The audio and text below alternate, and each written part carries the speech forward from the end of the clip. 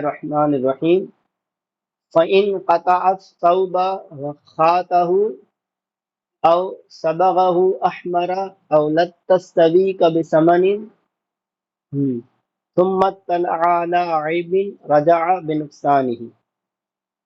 فَإِنْ قَطَعَ الثَّوْبَ، اگر اس نے کپڑے کو کاٹ دیا مشتری نے، وَخَاتَهُ اور سیل دیا، سلائی کر دی، او صبغه احمر یا اس کپڑے کو مشتری نے لال رنگ کر دیا، او لت السبیک بثمن یا ستو کو گھی میں کیا ہے مکس کر دیا، ثم اطلع علی عیب، پھر وہ عیب پر مطلع ہوا، اسے پتہ چلا کہ بھئی اس میں تو عیب ہے اور بائے کے پاس یہ عیب تھا، رجع بنقصانہ، تو جو اس عیب کی وجہ سے اس میں نقصان آیا ہوگا اس نقصان کو واپس لے گا۔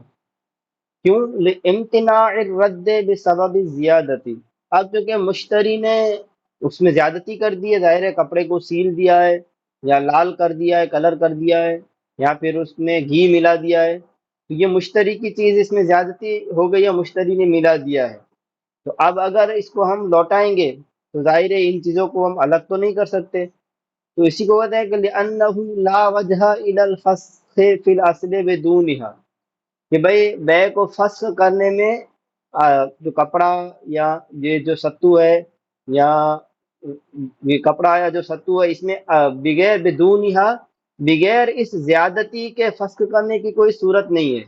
ظاہر ہے آپ کو اگر اس کو فسخ کرنا ہے، واپس لوٹانا ہے، تو آپ یہ کلر تو الگ نہیں کر سکتے ہیں، اسی طرح آپ سلائی جو کر دی ہے تو ظاہر ہے اس کو بھی آپ ختم نہیں کر سکتے، اس کو دینا ہی پڑے گا، تو فسخ کرنا ہوگا تو بھی یہ زیادتی اس کو جائے گی، یہ کیوں؟ لأنہا لا تنفک عنہ، اس لیے کہ یہ زیادتی اصل سے اب دور نہیں ہو سکتی ہے، ولا وجہ الیہ معہا، اور ظاہر ہے ان زیادتی کے ساتھ فسخ بھی نہیں کیا جا سکتا ہے، ٹھیک ہے، کیوں؟ لأن الزیادۃ لیست بمبیعۃ، کیونکہ جو زیادتی ہے وہ مبیع نہیں ہے، ٹھیک ہے، تو ظاہر ہے فسق مبیع کا ہو سکتا ہے، جو غیر مبیع ہے اس میں تو عقد فسق کر ہی نہیں سکتا ہے، تو کہہ رہے ہیں کہ فامتنع اصلا، تو یہ جو رد کرنا ہے وہ کیا ہے؟ اصل ہی سے ممتنع ہو گیا ہے، ٹھیک ہے، تو لہذا اصلاً ہی یہ رد کرنا ممتنع ہو گیا ہے، اور جو اصلاً جو چیز رد کرنا ممتنع ہو جائے تو پھر مشتری کو نقصان لینے کا اختیار ہو جاتا ہے۔ وَلَيْسَ لِلْبَائِعِ أَن يَأْخُذَهُ، لیکن بائع کو، پیچھے آپ نے صورت پڑھی تھی کہ بائع اگر خالی کپڑا کاٹ دیا ہے تو بائع کو اختیار تھا کہ وہ کٹا ہوا کپڑا لے لے، لیکن یہاں پر بائع کیا ہے؟ زیادتی کر دی ہے، رنگ کر دیا ہے یا سلائی کر دی ہے یا گھی ملا دیا ہے، تو اب بائع اس کو نہیں لے سکتا ہے، کیوں؟ لأن الامتناع لحق الشرع، کیونکہ یہاں پر اب جو یہ مشتری کو واپس کرنا جو ممتنع ہے وہ کیا ہے؟ شریعت کے حق کی وجہ سے ہے، کیونکہ ظاہر ہے یہ سود کا اس میں شبہ ہو جائے گا، کیونکہ سود کیا ہوتا ہے کہ بھئی عقد میں ایسی زیادتی ہو جس کے عوض میں کچھ نہ ہو، ٹھیک ہے، تو کپڑے کے عوض تو اس نے پیسے دیے ہیں لیکن رنگ کیا ہے اس کا تو پیسہ ہی نہیں ہے، ٹھیک ہے، یہاں گھی ملا دیا تو اس کا تو پیسہ ہی نہیں ہے مقابلے میں، تو لہٰذا یہاں سود کیا ہو جائے گا؟ تو شریعت کے حق کی وجہ سے اس کو لوٹانا ممتنع ہوا ہے، لا لحق ہی، نہ کہ بائع کی حق کی وجہ سے، تو وہاں بائع کا حق تھا، کاٹ دیا تھا تو بائع کے حق کی وجہ سے لوٹانا منع تھا، تو بائع اپنا حق ساکت کر کے کٹا ہوا کپڑا لے سکتا ہے، لیکن یہاں پر جو شریعت کا حق ہے تو شریعت کو حق کو ساکت کر کے وہ کیا ہے؟ کپڑا نہیں لے سکتا ہے۔ فَإِن بَاعَهُ، اب اس صورت میں اگر مشتری بیچ دیتا تھا تو مشتری کو نقصان نہیں ملتا تھا، کیونکہ وہ حابساً للمبیع ہو جاتا تھا، ٹھیک ہے، مبیع کو روکنے والا اور اس پر راضی رہنے والا ہو جاتا تھا عیب کے باوجود، لیکن اگر اس صورت میں اگر وہ بیچ ڈالے، فَإِن بَاعَهُ الْمُشْتَرِي بَعْدَمَا رَأَى الْعَيْبَ، عیب کو دیکھنے کے بعد مشتری پھر بیچ دے، رجع بالنقصان، تو اس صورت میں نقصان کو واپس کیا ہے وہ پائے گا، کیوں؟ لأن الرد ممتنع اصلا قبلہ، اس لیے کہ جو رد کرنا ہے، بائع کو جو لوٹانا ہے، یہ ممتنع ہوا ہے مشتری کا بیچنے سے پہلے ہی، مشتری نے اس چیز کو بیچا اس سے پہلے ہی اب وہ لوٹا نہیں سکتا ہے، کیونکہ اس میں زیادتی ہو چکی ہے مبی میں، ٹھیک ہے، تو اس کے بیچنے سے پہلے ہی یہ رد کرنا ممتنع ہو چکا ہے، نہ کہ اس کے بیچنے کے بعد ہوا ہے، فلا یکون بالبیع حابسا للمبی، تو یہ کیا ہے، حابس للمبی نہ ہوگا بیچ کر، وہاں پر اس نے بیچ دیا تھا تو حابسا للمبی ہو جاتا ہے، ٹھیک ہے، کیونکہ بیچنے سے پہلے وہ کیا ہے، ممتنع نہیں تھا، لیکن یہاں پر کیا ہے، کیونکہ پہلے سے ہی ممتنع ہو چکا ہے تو یہ حابس للمبی ہو جائے گا، نہیں ہوگا بیچنے کی وجہ سے، اور جب مشتری حابسا للمبی نہ ہو، بے مبی کو روکنے والا نہ ہو، تو اس وقت وہ نقصان کا کیا ہے، تقاضا کر سکتا ہے، نقصان وہ اپنا لے سکتا ہے۔ وَأَنْ هَذَا قُلْنَا، اور اسی وجہ سے ہم کہتے ہیں، ہم نے کہا کہ ان من اشترى ثوبا، جس نے کپڑا خریدا، فقطعه لباسا لولده الصغیر، پھر اس نے اس کو کاٹ دیا لباس کے طور پر، لولده الصغیر، نابالغ بچے کے لیے، یعنی اس کے لباس بنانے کے لیے اس کو کاٹ دیا، وخاطہ، اور سیل دیا، ثم اطلع علی عیب، پھر عیب پر کیا ہے، مطلع ہوا، وعلیکم السلام، لا یرجع بالنقصان، تو اب کیا ہے، اس صورت میں وہ نقصان کا رجوع نہیں کر سکتا ہے، نقصان نہیں لے سکتا ہے۔ وَلَوْ كَانَ الْوَلَدُ كَبِيرًا، اور اگر بچہ بڑا ہے، بالغ ہے، یرجع، تو نقصان کیا ہے، واپس لے سکتا ہے۔ دیکھیے بچہ نابالغ ہے تو نقصان ہو گیا، ٹوٹ گئی، نابالغ ہے تو واپس نہیں لے سکتا ہے، بالغ ہے تو کیا ہے، واپس لے سکتا ہے، کیوں؟ لِأَنَّ التَّمْلِيكَ حَصَلَ فِي الْأَوَّلِ قَبْلَ الْخِيَاطَةِ، دیکھیے یہاں جو نابالغ ہے اس میں جو تملیک جو ہے، مالک کرنا جو ہے، وہ کیا ہے، خیاطت سے پہلے، سیلنے سے پہلے ہی حاصل ہو جاتی ہے، کیونکہ جب اس نے اپنے بچے کے لباس بنانے کے لیے جب کاٹا، اور ظاہر ہے نابالغ کا قبضہ تو قبول نہیں ہوتا ہے، تو نابالغ کا قبضہ تو اس کا ولی ہی کرتا ہے، تو اس نے جب اپنے بچے کے لیے کاٹا تو گویا کہ وہیں اپنے بچے کی جانب سے کیا ہے، قابض ہو گیا، یعنی وہ چیز بچے کی ہو گئی، اور اس نے گویا کہ اس کو تسلیم بھی کر دیا، سپرد بھی کر دیا، اور نابالغ کے ذریعے سے اس نے اس کا قبضہ بھی لے لیا، ٹھیک ہے، اس کے بعد اس نے اس کو سیا ہے، تو وہ مبی کو حابس ہو گیا پہلے ہی، زیادتی ہونے سے پہلے ہی مبی کا حابس ہو گیا، اور ابھی پڑھا کہ جب مشتری جب حابس للمبی ہو جائے تو وہ رخصان کا رجوع نہیں کر سکتا ہے، جبکہ وفی ثانی بعدہا بالتسلیم الیہ، اور جو ثانی ہے یعنی بڑے میں ہے تو کیا ہے، وہ خیاطت سے کے بعد ہوتا ہے، حابس للمبی وہ جو مالک جو کرتا ہے، ٹھیک ہے، وہ کب ہوگا، جب کیا ہے، وہ اس کو سیل دے گا بالتسلیم الیہ، پھر اس کو سپرد کرے گا، کیونکہ بالغ کی جانب سے کیا ہے، جو یہ والی ہوتا ہے وہ والی قبضے کا حقدار نہیں ہوتا ہے، ٹھیک ہے، بالغ خود قبضہ کر سکتا ہے، اس کو اختیار ہوتا ہے، تو لہٰذا اس وجہ سے یہاں صغیر اور کبیر میں یہ مسئلہ فرق والا ہو جائے گا۔ بسم اللہ الرحمن الرحیم، قال ومن اشترى عبدا فاعتقه او مات عنده ثم اطلع على عیب رجع بنقصانه، اگر کسی شخص نے غلام خریدا، فاعتقه، پھر اس کو غلام کو اس نے آزاد کر دیا، او مات عنده، یا وہ غلام مشتری کے پاس فوت ہو گیا، ثم اطلع علی عیب، آزاد کرنے کے بعد یا مرنے کے بعد مشتری ایسے عیب پر مطلع ہوا جو بائع کے پاس عیب تھا، خریدتے وقت وہ بائع کے پاس موجود تھا، تو رجع بنقصانہ، تو اس عیب کے وجہ سے جو نقصان ہوا ہے اس نقصان کا وہ کیا ہے، واپس طلب کرے گا، واپس اس نقصان کو لے لے گا۔ اما الموت، اب موت کی وجہ سے کیوں، فَلِأَنَّ الْمِلْكَ يَنْتَهِي بِهِ، اس لیے کہ موت کی وجہ سے ملکیت تام ہو جاتی ہے، ملکیت کامل ہو جاتی ہے۔ وجہ یہ ہوتی ہے کہ جو ملکیت جو آدمی میں ہوتی ہے وہ کیا ہے، مالیت کے اعتبار سے ہوتی ہے، ٹھیک ہے، اور ظاہر ہے مالیت جیسے ہی آدمی کی زندگی ختم ہوتی ہے تو اس کی مالیت بھی کیا ہے، مکمل ہو جاتی ہے، اب اس کی یوں دیکھیے تو اس کی مالیت کچھ بھی باقی نہیں رہتی ہے، تو اس کی کیا ہے، ملکیت تام ہو جاتی ہے موت کی وجہ سے۔ اب یہ کہ لوٹا نہیں سکتا ہے، ٹھیک ہے، کیوں ظاہر اب مر گیا تو بھائی کو تو واپس تو کر نہیں سکتا ہے خیار عیب کی وجہ سے. تو کہہ رہے ہیں کہ والامتناع حکمی لا بفعلہ، اور یہ جو امتناع ہوا ہے، لوٹانا جو منع ہوا ہے، وہ کیا ہے؟ حکمی ہے.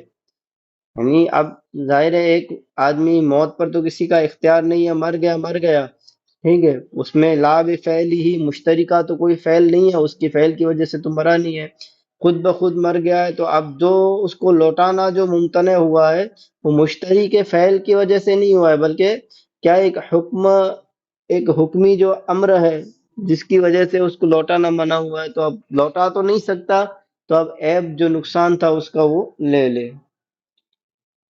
وَأَمَّا الْإِعْتَاقُ، اب آزاد کرنا، غلام کو آزاد کر دیا پھر مطلع ہوا، تو کہہ رہے ہیں کہ فَالْقِيَاسُ فِيهِ أَلَّا يَرْجِعَ، تو قیاس کا تو یہی تقاضا ہے کہ اس میں نقصان وہ کیا ہے؟ نہ لے. کیوں؟ لِأَنَّ الْإِمْتِنَاعَ بِفِعْلِهِ، کیونکہ اس میں جو لوٹانا منع ہوا ہے وہ کیا ہے؟ مشتری کے فعل کی وجہ سے ہوا ہے. وہ مشتری نے آزاد کر دیا، اب ظاہر ہے مشتری آزاد کر دے گا تو آزاد کیے ہوئے کا تو اب تو غلام واپس تو کر نہیں سکتا ہے، تو یہ تو مشتری کے اپنے فعل کی وجہ سے آزاد کرنا پایا گیا. تو لہذا امتناع جو رد کا جو امتناع ہے وہ مشتری کی وجہ سے ہوا ہے، تو جب مشتری کے فعل کی وجہ سے رد ممتنع ہو جائے تو عیب کا کیا ہے؟ نقصان اسے نہیں ملتا ہے.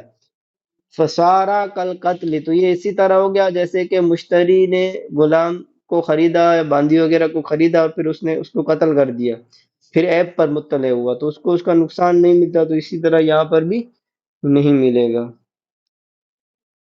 یہ تو قیاس تھا. قیاس یہ کہتا ہے لیکن وفل استحسان یرجع، لیکن استحسان میں کیا ہے؟ نقصان کو طلب کر سکتا ہے، رجوع کر سکتا ہے نقصان کا. کیوں؟ لأن الاتق انہاء الملک، اس لیے کہ آزاد ہونا یا آزاد کرنا بھی یہ ملک کو کامل کرنا ہے. ٹھیک ہے، کسی کو آپ نے آزاد کر دیا تو گویا اس ملکیت کو کیا ہے؟ کما حقہ مکمل کر دیا. کیسے؟ لأن الآدمی ما خلق فی الاصل محلا للملک، اس لیے کہ آدمی کی جو اصل میں جو خلقت ہے وہ کیا ہے؟ محلا للملک نہیں ہے. ٹھیک ہے، یعنی اصل میں آدمی آزاد ہوتا ہے. ہم، وہ ملکیت اس پر ثابت ہو جائے وہ اس لیے کیا ہے؟ اس طور پر اس کی پیدائش، اس کی خلقت نہیں ہے. وَإِنَّمَا يَثْبُتُ الْمِلْكُ فِيهِ مُؤَقَّتًا إِلَى الْإِعْتَاقِ، ہاں اب ملکیت اس میں ثابت ہو جاتی ہے تو وہ کیا ہے؟ موقت ہوتی ہے، ایک وقت کے طور پر ہوتی ہے. وہ وقت کیا ہوتا ہے؟ الی الاعتاق، آزاد کرنے تک. یہ وقتی ہوتی ہے آزاد کے طور پر، تو لہٰذا یہ ملک جو ثابت ہوتی ہے وہ موقتاً الی الاعتاق ہوتی ہے. ٹھیک ہے، ظاہر ہے جب آزاد کرے گا تو کیا ہوگا؟ ملکیت تام ہو جائے گی اس کی، کامل جس کے لیے اس کو پیدا کیا گیا ہے. فکانا انہا، تو گویا کہ اس میں کیا ہے؟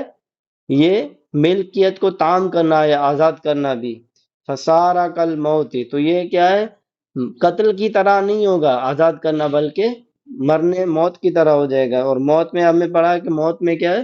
نقصان کا مشتری طلب کر سکتا ہے. وَهَذَا لِأَنَّ الشَّيْءَ يَتَكَرَّرُ بِانتہائِهِ، اب یہ نقصان کا رجوع کیوں کر سکتا ہے؟ تو کہہ رہے ہیں کہ وہذا، اور یہ نقصان کا رجوع اس لیے کر سکتا ہے کہ لأن الشیء یتکرر بانتہائہ، کوئی بھی چیز اپنے انتہا سے ثابت ہو جاتی ہے، کامل ہو جاتی ہے. ٹھیک ہے، یعنی کوئی بھی چیز جب منتہی ہو جائے، اپنے اینڈ کو پہنچ جائے، تو گویا کہ وہ چیز مکمل ثابت ہو چکی ہے. فَيُجْعَلُ كَأَنَّ الْمِلْكَ بَاقٍ، تو گویا کہ اس طرح سے بنایا جائے گا کہ یہ کیا ہے؟ ملکیت باقی ہے اس کی. وَالرَّدُّ مُتَعَذَّرٌ، اور رد کرنا کیا ہے؟ متعذر ہے. جب وہ چیز کامل ہو گئی تو گویا کہ سمجھا جائے گا کہ ابھی اس کی ملکیت تو ان چیزوں میں باقی ہے، لیکن کیا ہے؟ اب رد کرنا متعذر ہو چکا ہے، کیونکہ یہاں پر وہ ایک صورت میں تو مر چکا ہے اور ایک صورت میں آزاد ہو چکا ہے. تو اب اگر ملکیت باقی ہو اور رد کرنا متعذر ہو جائے تو اس وقت نقصان مشتری لے سکتا ہے. والتدبیر استیلاد بمنزلتہ، اور غلام کو مدبر کرنا اور ولد بنانا، یہ بھی کیا ہے؟ بمنزلتہ، موت ہی کے منزل میں ہے کہ غلام مر جائے تو جس طرح سے اس کے بعد عیب کی پتہ چلے تو مشتری لے سکتا ہے، تو اسی طرح مدبر کرنے کے بعد اور اس کے ام ولد بنانے کے بعد بھی کیا ہے، نقصان کا رجوع کر سکتا ہے۔ لأن تعذر النقل مع بقاء المحل بالامر الحکمی، اس لیے کہ ظاہر ہے جب مدبر ہو جائے گا یا ام ولد ہو جائے گی باندی، تو اب ظاہر ہے وہ بائے کو لوٹا نہیں سکتا ہے، ٹھیک ہے۔ تو یہ گویا کہ کیا ہے، ایک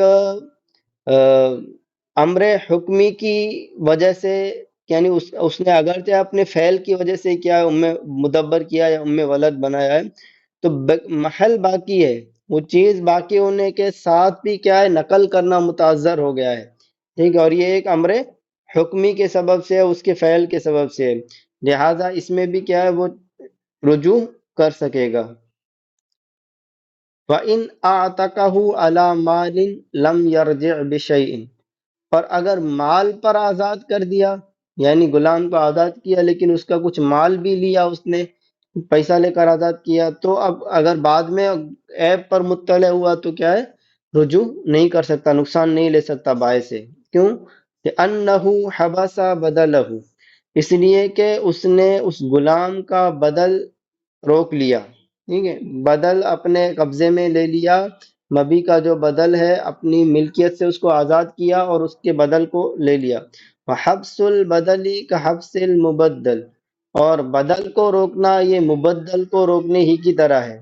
تو جس طرح پیچھے ہم نے پڑھا کہ اگر حابس للمبی مشتری ہو جائے تو گویا کہ وہ اسی عیب کے ساتھ اس پر راضی رہنے والا ہو جاتا ہے، اسی طرح بدل کے روکنے اور بدل کے حبس کے ساتھ وہ گویا کہ مبدل حبس بھی ہو گیا ہے۔ یہ ایک مسئلہ تھا، لیکن اس میں ایک روایت امام اعظم سے ہے کہ وعن ابی حنیفہ انہ یرجع، امام اعظم کی ایک روایت یہ بھی ہے کہ وہ رجوع کر سکتا ہے۔ کیوں؟ کیونکہ اگرچہ امام اعظم کی اس روایت کے مطابق چاہے عوض کے بدلے میں اس کو آزاد کرے چاہے بغیر عوض میں آزاد کرے، لِأَنَّهُ إِنْهَاءٌ لِلْمِلْک، دونوں صورتوں میں یہ ملک کو تام کرنا ہے، ملک کو کامل کرنا ہے، ٹھیک ہے، اور ملک کو جب کامل کر دیا جائے تو وہ ثابت ہو جاتا ہے، ٹھیک ہے، اس کا جو نقصان ہوگا وہ ثابت ہو جائے گا۔ وَإِنْ كَانَ بِعِوَضٍ، اگرچہ عوض کے بدلے میں ہو۔ تو امام اعظم کی ایک روایت، اس روایت کے مطابق چاہے عوض کے ساتھ لے چاہے بغیر عوض کے، نقصان جو ہوا ہے اس کا وہ رجوع کر سکتا ہے۔